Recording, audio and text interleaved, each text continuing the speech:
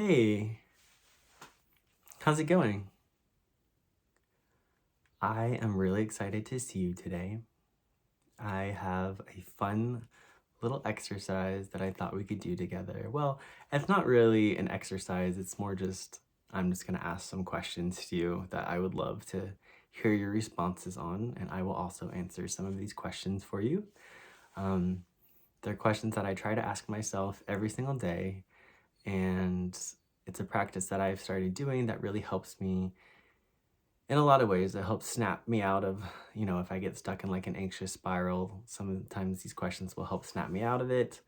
But also, it just helps recenter me in a heartfelt place when I get too caught up in my head and I need to drop back down in my body into my heart space. These are great questions to ask yourself. Some of them are obvious, some of them are a little more deep diving, some of them might be difficult to answer, and some of them might be really easy to answer.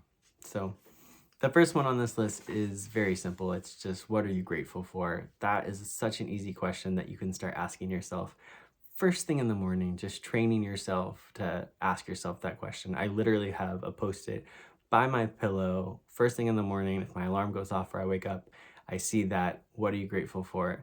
And I just train my brain before I have time to be like, oh, I didn't get enough sleep, or I wish I could sleep longer. I don't want to have to do the work today.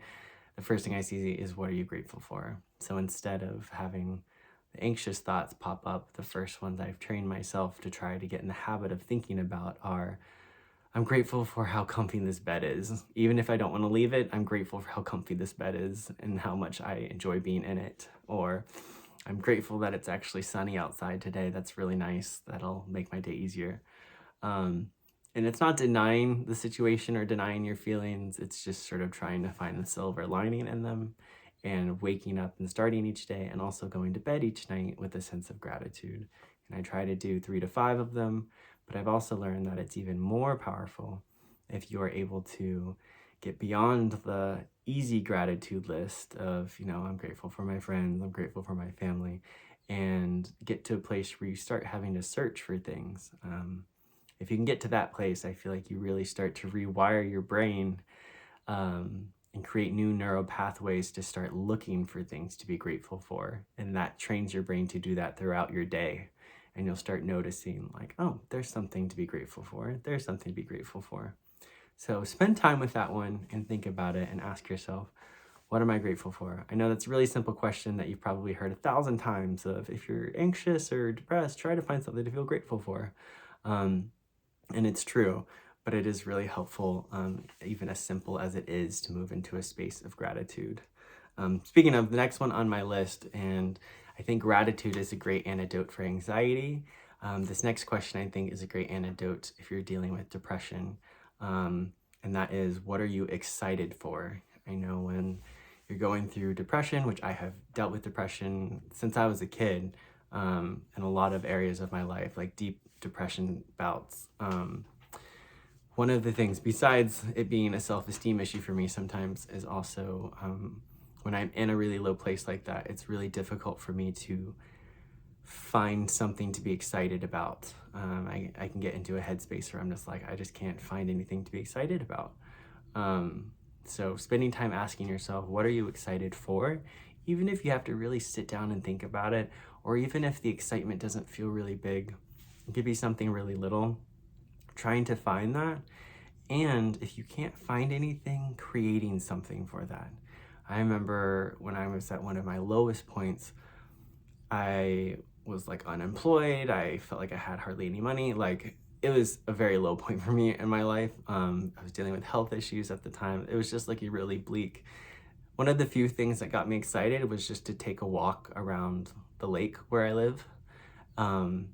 And I love boba tea, and I would just like save money to get boba tea like once a week. And that was what I looked forward to. And I couldn't really think beyond that. I couldn't think big picture dreams. I couldn't think about big trips or travels or anything because I couldn't see my future that far ahead. But I could take it one day at a time and be like, you know what I'm excited for? I'm excited that later today, I'm gonna grab some boba tea and I'm gonna walk around the lake and it's gonna be nice. And It wasn't anything ginormous. I wasn't flying to Paris or, winning the lottery or something, but it was a little thing that I could find myself excited about, even if it was a little spark in my chest. And I think it's really, really important to constantly find things to be excited for and plan things to be excited for, even if they're small. Even if they're a bar of chocolate you keep in your fridge, or that feeling of after a long day of work when you've got your favorite show on Netflix or whatever, and you're like, oh, I can't wait to watch my favorite show when I get home. Just having that little bit of excitement to look forward to. So ask yourself that question. And this next question will help with both anxiety and depression, and a lot of issues if you're dealing with mental health issues. And that is, what are you proud of yourself for? This one is so important if you've ever gone through any trauma or you deal with PTSD or CPTSD. Talking to yourself in a way that builds up your self-esteem and focuses on the positive qualities inside of you and the positive values that you have is really, really important. And this can feel a little awkward at first, but what are you proud of yourself for today, your life, the last year? Even if it's something as small as, I'm proud of myself for taking the garbage out today. I'm proud of myself for washing the dishes. But especially if you can do character things also. So if you say, I'm proud of myself for taking out the garbage today, take it even further. I'm proud of myself for taking out the garbage, taking care of myself in that way, staying disciplined, something that sort of attributes back to the personality characteristics that are strong in you, in case you've forgotten that they're there, reaffirming those qualities that are inside of you. So I'm proud of myself for calling my friend today to see how she was doing, and she really needed somebody. Or I'm proud of you for whatever those things are. Really take the time. And this is such a beautiful sacred practice that's specifically just for you and building self-esteem with yourself. I'm reading a book right now that's really great. Well, there's 2 books by him. It's I think the 6 Pillars of Self-Esteem, and then the other one is called, I don't know, something self-esteem. This guy who does these self-esteem books from years ago, but I've gotten really into him lately, and there's so many quotes in it that are so good. And the main gist of it is the most important relationship in life is the one you have with yourself, and self-esteem is simply the reputation that you have with yourself.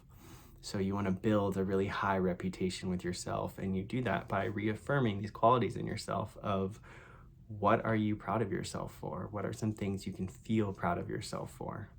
So that was the third question. The next question, what are some things that bring you joy in life? This is just a fun one. It's kind of like the gratitude question. This one though, for me, is I don't really have to get into a sense of gratitude. This is just, what are some things that make me happy? Just list off some of your favorite things. Godiva dark chocolate, I love it. I'm grateful for it, but also it brings me joy. Certain songs bring me joy. I'm grateful for them, but also they're just simple things that bring me joy. Just to remind yourself of those things. And again, spend as much time on each of these questions as you have time for. The more you can do, the better, because once you cross the easy checklist, then you're really rewiring your brain to look for those things.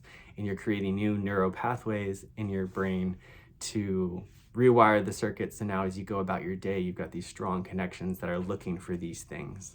So they can be really powerful.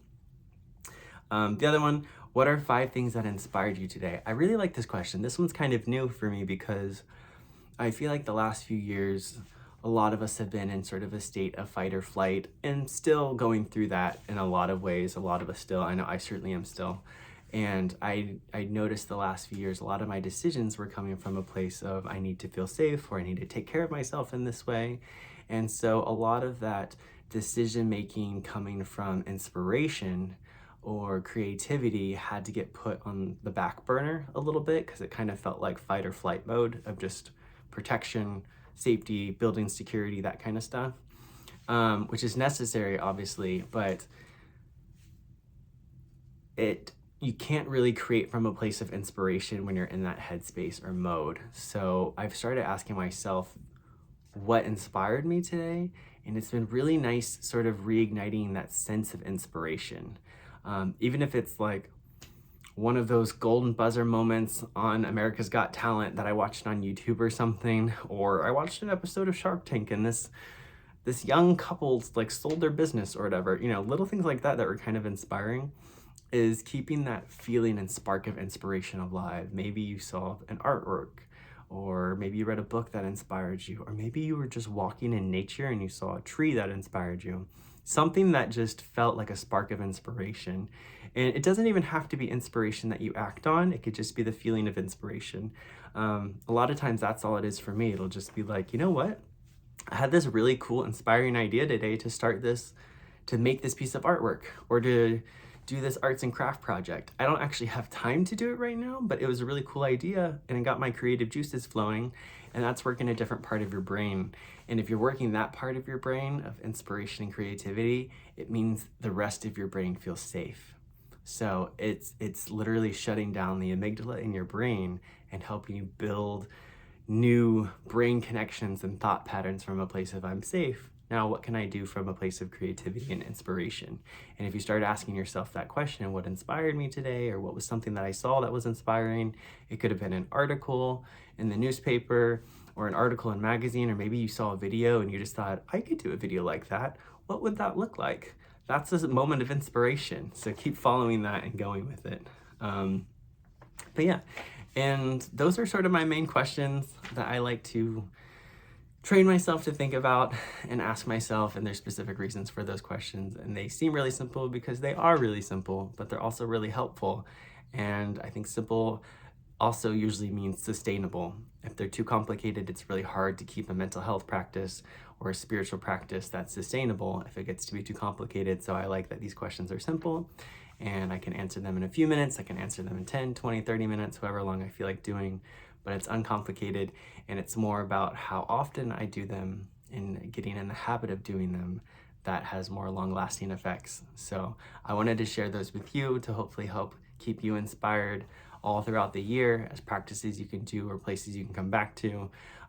Even this video, if you find yourself stuck and you're like, nothing's really working, I need like actual practical tools to apply. You know, if you're someone who needs also exercises or workbooks or tools that they actually want to apply, this is a really simple one that I would recommend doing, that I get a lot out of. So I hope it helps. I just wanted to share those with you.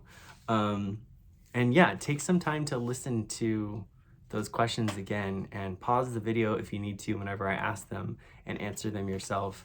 And I'll put them in the comment section below so you have like a quick reference of them all. But definitely take the time to do that. Also, put in the comments some of your answers to them if you feel like sharing. Let me know if you love Godiva dark chocolate or boba tea, what your favorite flavor is. Those are some of my favorite things that I'm always grateful for. But yeah, I hope that this really helps, and keep me updated on things. And I'm really glad that I got to spend this time with you, and I'm very grateful for you. And I'm proud of you for being here, and proud of you for taking care of yourself. And I really, really enjoy getting to connect with you guys. So thank you for the ones of you guys who sent me messages on Instagram, or who leave comments here, or send me messages in other ways. I really, really appreciate your feedback. It keeps me very motivated to keep connecting with you guys, to know that I'm somehow helping you guys or providing value, because I get a lot out of connecting with you guys and sharing this stuff. So I'm really, really grateful for you guys and appreciative for you guys. And thank you all for being so nice in the comments, not just with me, but also with each other. I really want this to be a supportive community for everyone, and a safe community for everyone.